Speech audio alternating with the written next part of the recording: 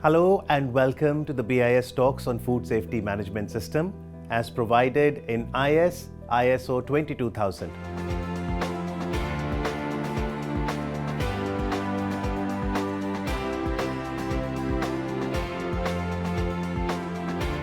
Food is an integral part of our existence, our daily life, and needless to say, we cannot afford to be slack about maintaining food safety at every stage of the supply chain, from harvest to consumption. But exactly what is food safety, and is there a way to manage it? ISO 22000, the global standard for food safety management system, addresses these questions and provides answers that are of value to every organization that deals with food products. The BIS adopted this international standard as ISO 22000-2018 to promote the culture of food safety in food businesses in the country. I know you are now curious to know what this standard is all about.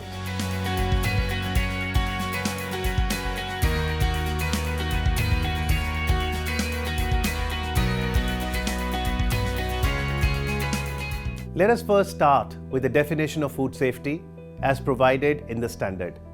Food safety is an assurance that food will not cause an adverse health effect for the consumer when it is prepared and/or consumed in accordance with its intended use. In other words, food safety is related to the control or prevention of foodborne hazards in food. Isn't it evident from the definition that it is also important to understand the food safety hazards before we proceed further? A food safety hazard refers to any agent which has the potential to cause adverse health consequences for consumers, and it may be biological, chemical, physical, or allergenic. Important biological hazards include bacteria, molds, viruses, and parasites. Examples of chemical hazards are mycotoxins like aflatoxins in groundnuts, pesticide residues, heavy metals like arsenic, lead, etc. Physical materials or hazards are like insects, hair, metal fragments, pieces of plastic, wood chips, and glass. The standard notes that as these hazards can occur at any stage of the food chain, from the farm to factory to fork, adequate control throughout the food chain is absolutely essential.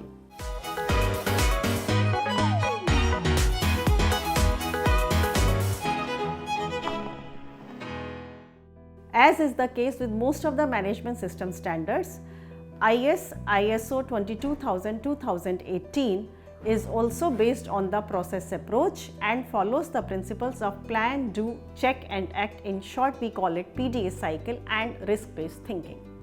Let us now go through the requirements of the standard to understand how these principles are to be implemented.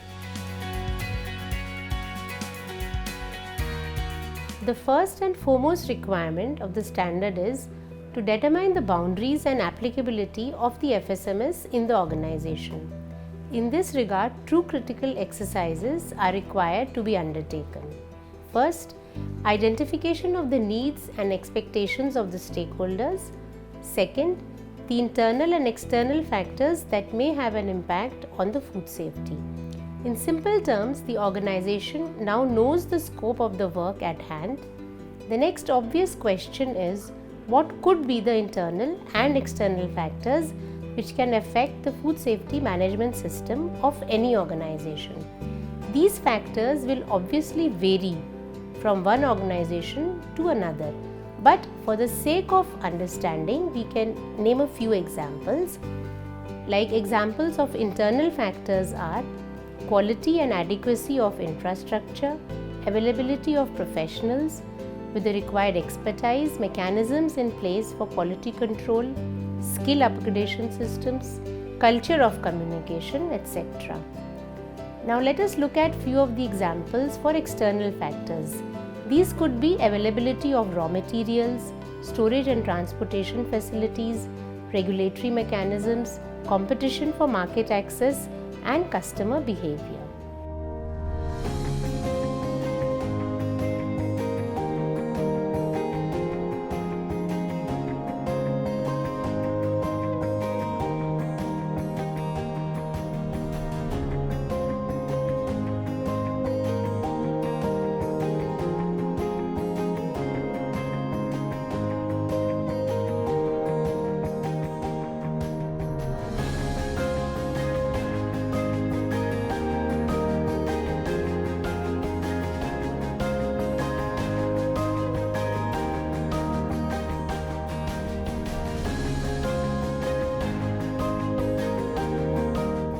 Well, I believe food hygiene is the right way by which the food is prepared, processed, packaged, delivered, and to the point that it reaches the table of the consumer.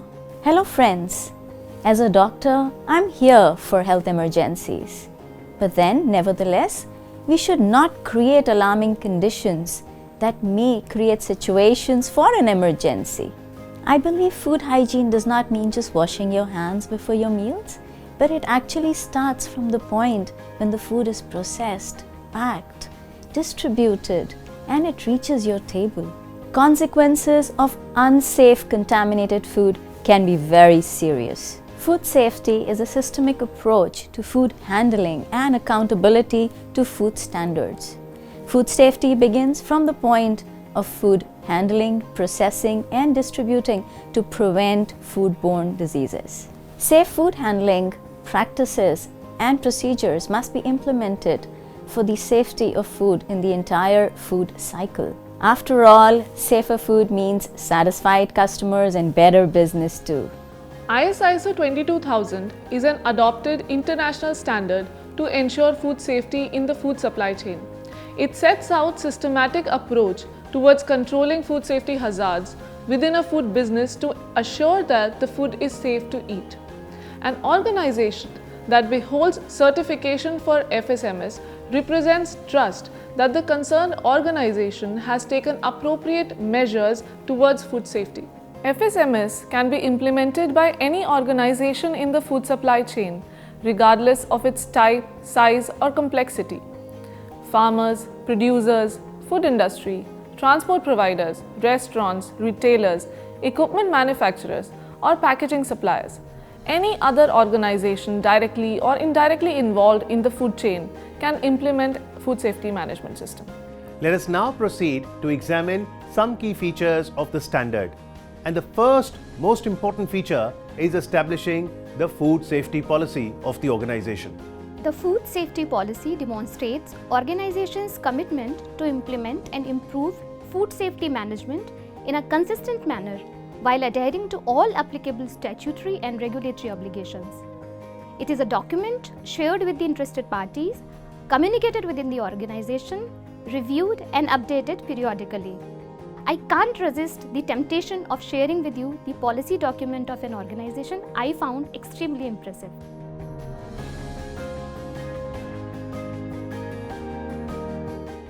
Next important feature, ensuring role clarity and unambiguous articulation of the personnel and functional divisions within the organization. The top management needs to appoint a food safety team and a team leader.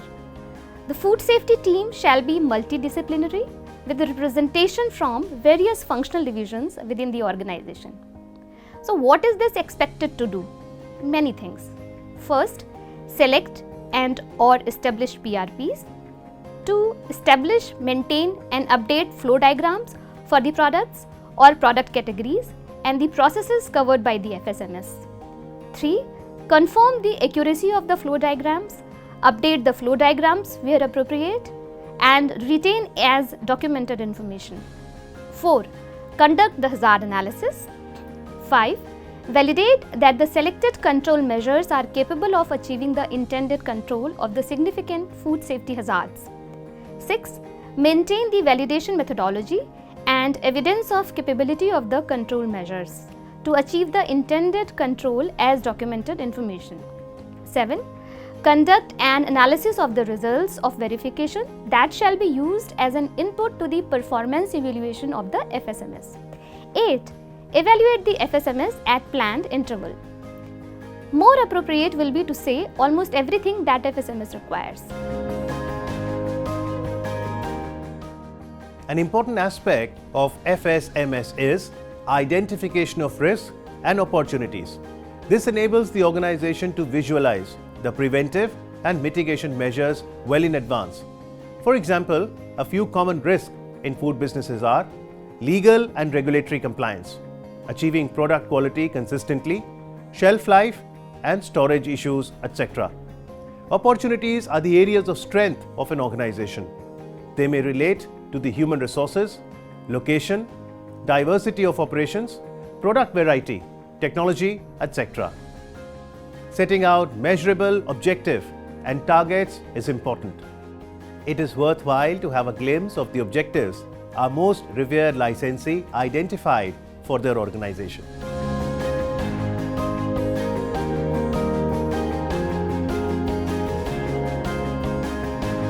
To improve the MBRT of raw milk by 5% compared to the previous year.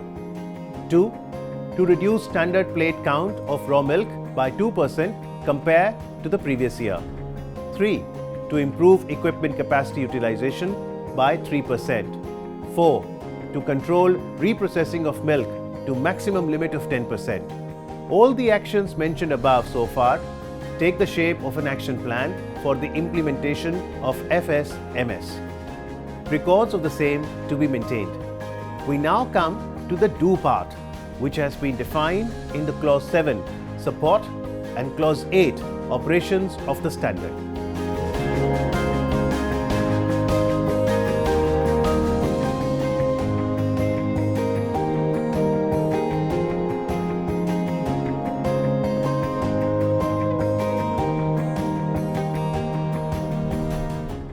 Once the planning process is completed, the organization needs to ensure that there are the adequate resources, including people and infrastructure, to meet the set objectives. Important actions at this stage include resource mobilization, provisions of manpower, competency mapping and capacity building, establishing and activating the communication channels, defining and documenting processes, establishing the criteria for determining the impact of the processes. I consider it appropriate to introduce the feature of prerequisite programs at this stage. The organization is required to establish PRPs to facilitate prevention and or reduction of contamination in the product, processing and work environment. While selecting PRPs, the organization needs to consider at least construction, layout, air-water supplies, pest control, equipment design, reception of material, storage and dispatch, and handling of products, cleaning and disinfection, personal hygiene, supplier approval program, etc. This takes us to traceability system. The organization should establish a traceability system to identify uniquely each incoming material from suppliers throughout the manufacturing process up to the end product. To put up simply, a strong traceability system allows tracing the batch of each ingredient used to manufacture a certain batch of product. This enables to avoid any inadvertent error of a wrong material being used or a wrong sequence of operation taking place. Emergency preparedness and response. The organization needs to implement a system to manage potential emergency situations and accidents that can impact food safety. Potential situations are identified and preventive and control measures are defined for each situation, such as power failure, accidents, ammonia leakage, natural calamity, fire, flooding, etc. Having a preventive corrective action in place and awareness among employees can help dampen the effect of such a situation if it takes place. Now let us discuss hazard control.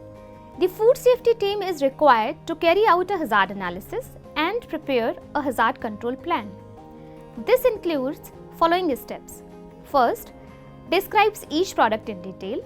Second, prepares and verifies the flow charts on site. Third, conducts a hazard analysis to identify and assess hazards occurring at each process step. 4. For each significant hazard thus identified, the organization shall select appropriate control measure to reduce the hazard to acceptable limit. 5th, validate the control measures. 6th, establish a hazard control plan based on the above steps, defining the hazards to be controlled, their critical limits, monitoring procedures, corrections to be done and records to be maintained. Now we come to evaluation as defined in the Clause 9, Performance Evaluation.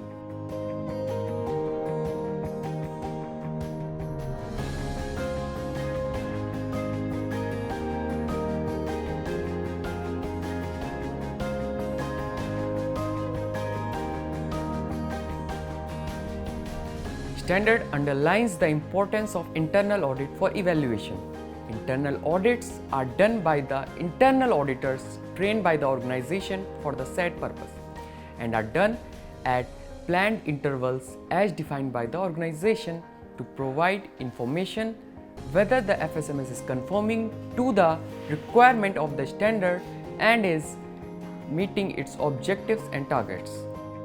It is important that auditors are independent to the activity to maintain its impartiality.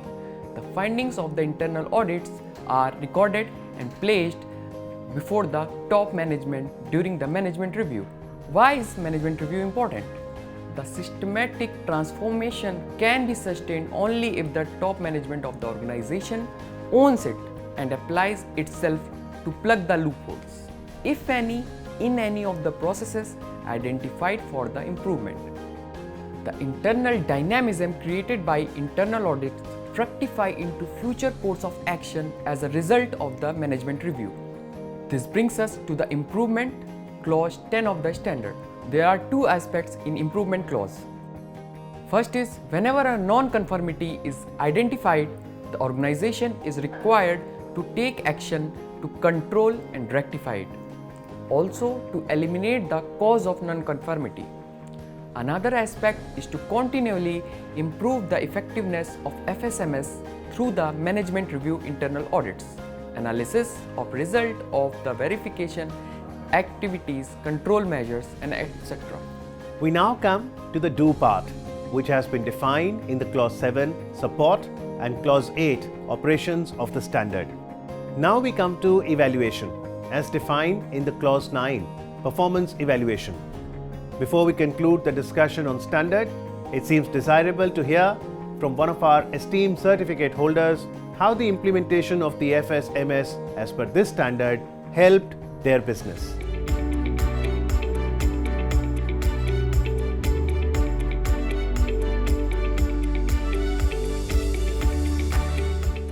I can say with full confidence that the overall efficiency of the plant is improved. The quantity of milk reprocessed is reduced significantly.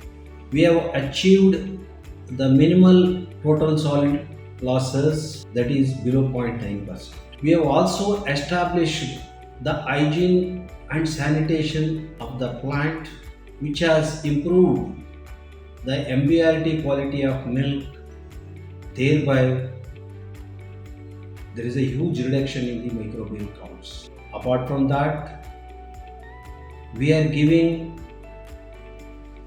a regular training to our staff to update the knowledge of the process and technology. We have also established the additional infrastructure facilities to further enhance the quality of the products, that is the finished products. The customer satisfaction index has improved by over 3% after implementation of the system. Finally, by implementing FSMS, we have achieved the zero customer complaints.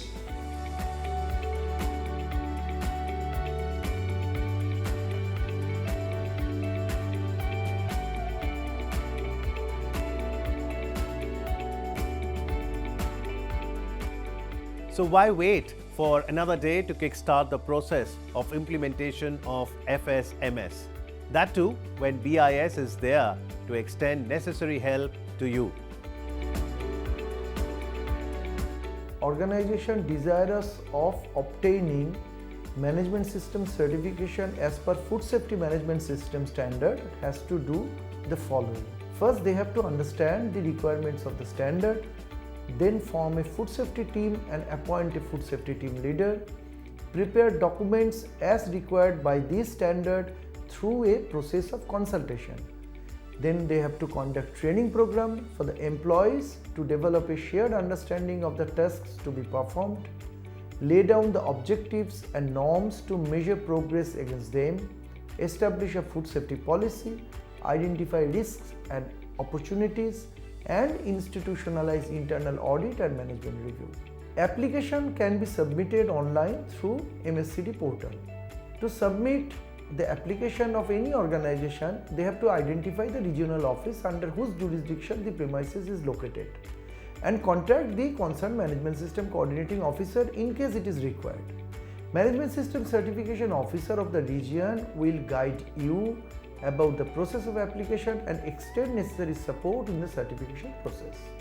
Now on acceptance of application, date for stage 1 audit is communicated along with the details of auditor and the fees to be submitted. Stage 1 audit is performed to verify the authenticity and adequacy of the information shared by the organization regarding its preparedness through verification of documents, field visit and discussion with the team and top management. Instances of non-conformity are communicated for corrective action within the mutually agreed time frame. On successful completion of stage 1 audit, stage 2 audit is planned for final verification of the compliance with the requirements of the standard. In case there is some corrective action still required to be taken, 45 days time is given to the organization to do that. On successful completion of the stage 2 audit, license is granted, which has the validity for 3 years. Now during this 3-year period, BIS undertakes 2 surveillance audits to ensure that the organization has stayed compliant to the requirements of the standard. I urge you to come forward and take management system from BIS. BIS with its vast experience and strong team of professionals will be by your side in this beautiful journey.